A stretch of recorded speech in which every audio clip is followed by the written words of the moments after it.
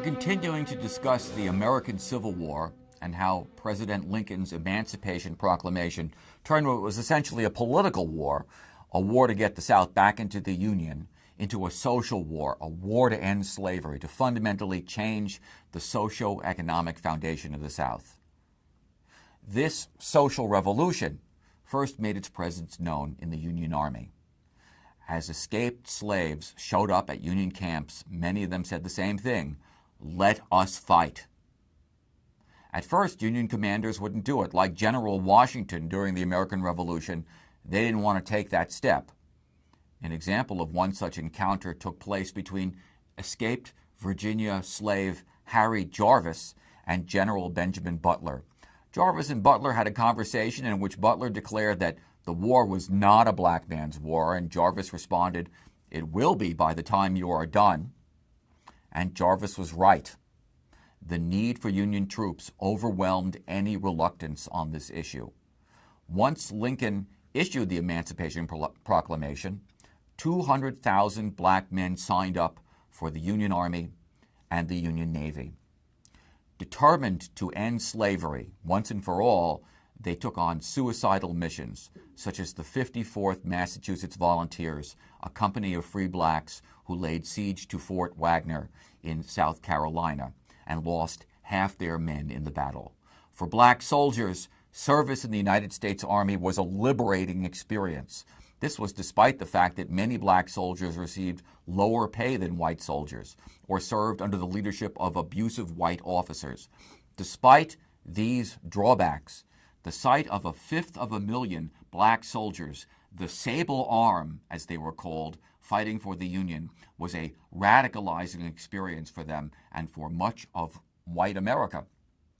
As abolitionist Frederick Douglass put it, and I quote, "Let a black man get upon his person the brass letters U.S., and there is no power on earth which can deny that he has earned the right to citizenship in the United States."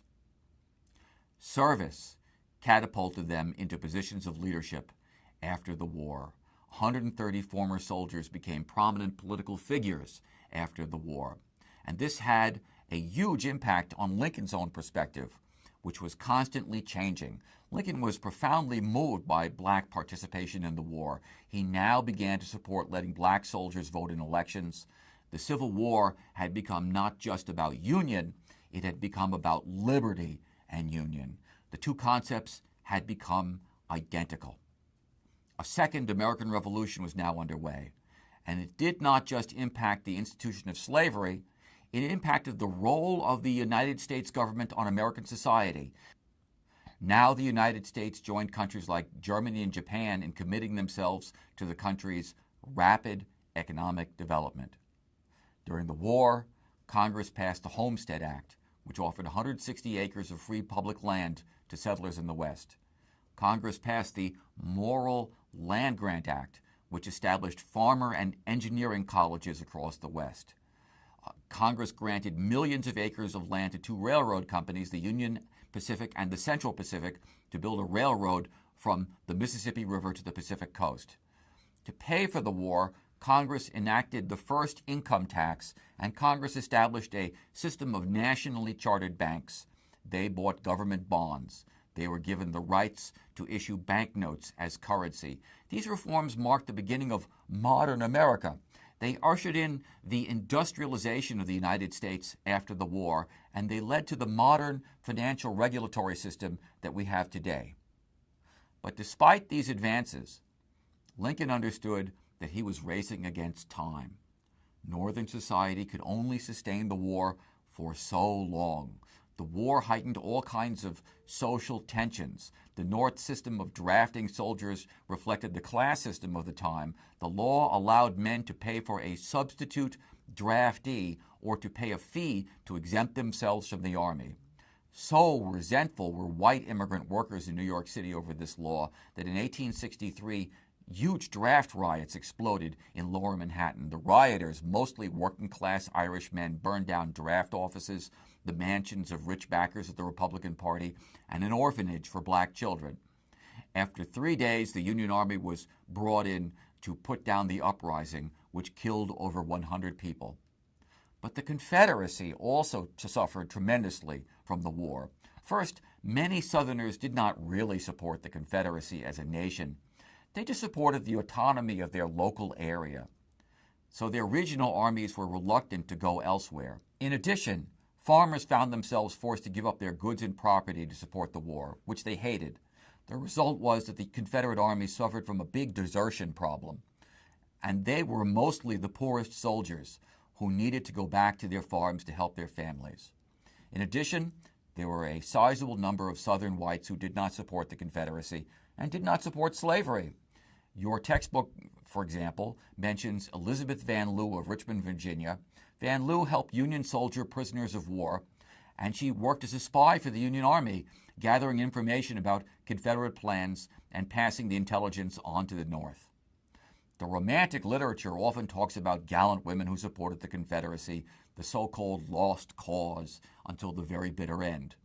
But in fact, many Southern white women soon came to the conclusion that the lost cause was really basically a lost cause, and in letters to their husbands and brothers said, "Please come back to the farm. I need you more than the Confederacy needs you," and this led to even more desertions. So desperate was the South by the end of the war that the Confederacy started recruiting slaves as soldiers, which many Confederate supporters noted kind of was counter to the point of the Confederacy. One plantation owner noted that, quote, "If slaves make good soldiers, our whole theory of slavery is wrong." Yeah. It was in this context, the context of a mobilizing North and a weakening South, that the Union began winning the war.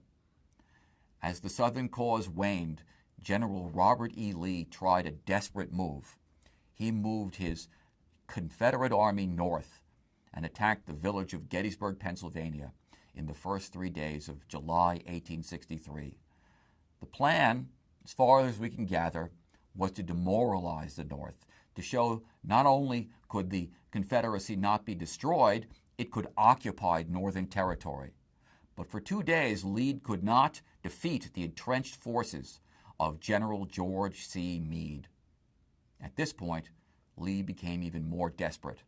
On the last day of the Battle of Gettysburg, which involved 165,000 soldiers on both sides, Lee allowed his best division, led by Major General George E. Pickett, to charge through an open field toward Union forces. One of Lee's other generals, James Longstreet, warned against this. But Lee was frantic for a victory and he allowed the attack. But Union General Meade responded with a tidal wave of rifle and mortar fire and mowed down half of Pickett's men. The disaster will forever be remembered as Pickett's Charge, and it is generally remembered as the turning point of the Civil War. It was now just a matter of time before the Confederacy collapsed. Next came the Battle of Vicksburg in Mississippi, in which a Confederate army of 30,000 men surrendered to Ulysses S. Grant, giving the Union control of the Mississippi Valley. Now the grim war of attrition began. Grant fought battle after battle, in which the point was not just to win territory, but to kill Confederate soldiers. Grant could replace his soldiers. The Confederacy, with far less population, could not. So Grant and Lee met in a dense, shrub-covered region of Virginia called the Wilderness, where the two armies created a living hell on earth for each other. Grant lost 18,000 men, but he just kept on going to the Battle of Spotsylvania and then to the Battle of Cold Harbor. The Union death toll went up to 60,000. But no matter how many men Grant lost, he kept advancing. The point was to destroy the Confederate Army. But through these terrible battles, Grant also depleted a good deal of Northern public opinion. As a result, Lincoln worried that he would not win re-election in the presidential election of 1864, but his opponent was General George McClellan, who he had removed from command after the Battle of Antietam, and who was just as bad a presidential candidate as he seemed to be as a general. In the Battle of Antietam, McClellan repelled Lee's forces, but refused to pursue Lee's army and destroy it. Furious, Lincoln removed him from his command in early November of 1862. Perhaps to exonerate himself, McClellan ran as the Democratic Party's candidate for president in 1864, but his platform was immediate ceasefire with the Confederacy, and too many Northerners had lost too many sons and husbands to accept this. And just before Election Day in November, General William T. Sherman's army marched into Atlanta, Georgia, taking over the railroad center, which functioned as the central nervous system of the Confederacy. This victory allowed Lincoln to sweep the election and return to the White House.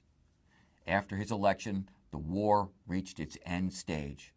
Sherman burned a huge portion of the plantation South. In Georgia and South Carolina, slaves helped with the conquest, taking over huge plots of land for themselves. On the last day of January 1865, Congress approved the 13th Amendment to the Constitution, which stated, and I quote, "Neither slavery nor involuntary servitude, except as a punishment for crime whereof the party shall have been duly convicted, shall exist within the United States or any place subject to their jurisdiction." In March, Lincoln gave his second inaugural address, in which he made it very clear to the South that the Confederacy should expect no malice from the North, but no mercy on the battlefield either. Lincoln wondered out loud in his speech if the war was in fact God's punishment on the United States for the sin of slavery, a concern that had been expressed by Thomas Jefferson 40 years earlier, when Jefferson had warned that he trembled when he remembered that God was just and God's justice could not last forever. It may be, Lincoln declared in this remarkable speech, that all the wealth created by 250 years of slave labor would have to be destroyed. That, in Lincoln's words, quote, "The blood drawn by the lash shall be paid for by another drawn by the sword." No sooner did Lincoln finish his speech than Grant marched into Northern Virginia, smashed through Lee's depleted forces, and took over the capital of the Confederacy. Lincoln openly walked the streets of Richmond, while Grant raced after Lee's retreating army and surrounded it with his forces. It was over. Lee and Grant met at a courthouse in Appomattox, Virginia, and the Confederacy surrendered. It was April 9, 1865, and the Civil War was over, and the United States was transformed. And not only was the system of labor transformed, slavery was abolished, but its definition of liberty was evolving. Shortly after the Battle of Gettysburg, Lincoln and a group of dignitaries gathered to open up a new soldiers' cemetery for the battle's many dead. Among the speechmakers was the then famous Northern educator, politician, and orator, Edward Everett, who I am sure most of you have never heard of, and he gave a speech approximately 2 hours long, which probably would have put most of you to sleep in about 15 minutes. After Everett spoke, Lincoln got up, and he said the following in around 2 minutes or so. 77 years ago, our fathers brought forth on this continent a new nation, conceived in liberty and dedicated to the proposition that all men are created equal.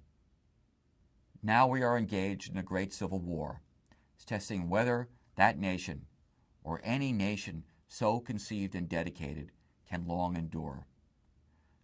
We are met on a great battlefield of that war.